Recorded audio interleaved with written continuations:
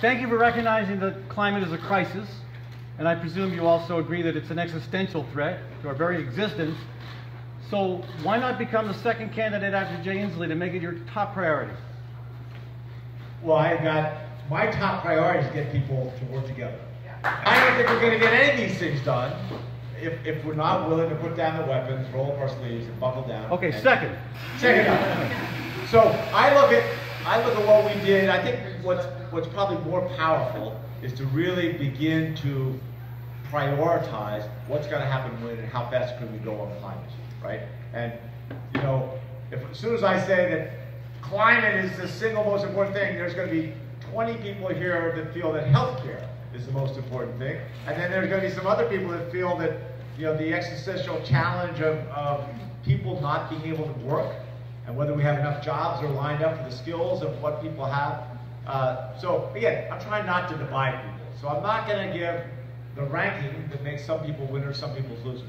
I will tell you that the sense of urgency that we have to have for climate should be profound. And if you're going to address climate change, it's got to be collaborative on a national level and on a global level. And by that I mean, so when we got the diesel, remember the Volkswagen diesel scandal?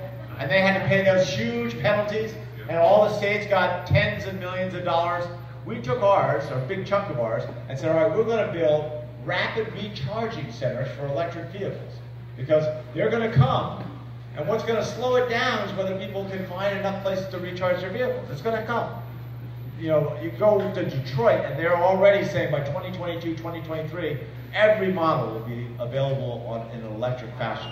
So if we have the recharging vehicles and they drive down the price, it's going to happen like that. But it's not satisfactory just for Colorado to have recharging. So I went to my friend Matt Mead, who is the governor of Wyoming. Now they're a coal state, right? They're a state that's, you know, hydrocarbon oriented. I said, Matt, you gotta take your money and do these recharging stations too. He goes, I do? I said, yeah, you gotta do it, because what's gonna happen is people are gonna drive around Wyoming to get to Yellowstone Park.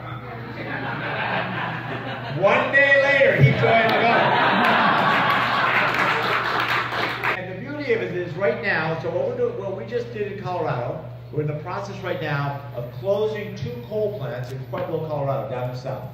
This will be the first time in my knowledge in the United States where we're closing 2 coal plants and replacing them with wind and solar and batteries. So no natural gas. And what's really powerful about this is that we're closing the 2 coal plants and we're replacing them with wind and solar and batteries. And the monthly electric bill for those consumers is going to go down. That's never happened before. So, of course, the Republicans still oppose this. I'm sure there are Republicans in the room. I'm not picking fights. But we had, the Republican legislators came and protested when I made this announcement. And because I am a big-hearted person who believes in bringing people together, I said, all right, I'll listen to reason. Which part upsets you most? The cleaner air or the lower prices for the consumers? Anyway, when you begin to see that kind of a change where all of a sudden the cost of clean energy competes with coal, which used to be the cheapest form of electric energy we could find, then you begin to understand how we're going to get to electric vehicles. There's huge infrastructure issues, there's huge stuff we've got to do, but we're not going to get any of it done unless we work together. And when you magnify that, none of it's going to matter. We're not able to convince China and South America and India to also work hand in glove and approach it with the same intensity and the same sense of urgency that we're going to approach it here. Yeah. Geology that you see natural gas as part of the transitional way to the future, but natural gas comes from fracking. Fracking appears to cause earthquakes. My bigger question is, what about the externalities of our industrial capacity? What do you have any sense of holding manufacturing in this country accountable for the environmental damage that is done by their manufacturing processes and putting the externalities down the river or in the air or sure. Okay, so the question about, just so we're clear, about fracking fluid. So fracking doesn't cause earthquakes. What causes earthquakes is you take the produced fluids coming out of oil and gas wells and you re-inject them to dispose of them. They're full of salt. They're saline. And that injection causes earthquakes, right? On some occasions. We don't have that problem in Colorado, but they do in Oklahoma, and some other places.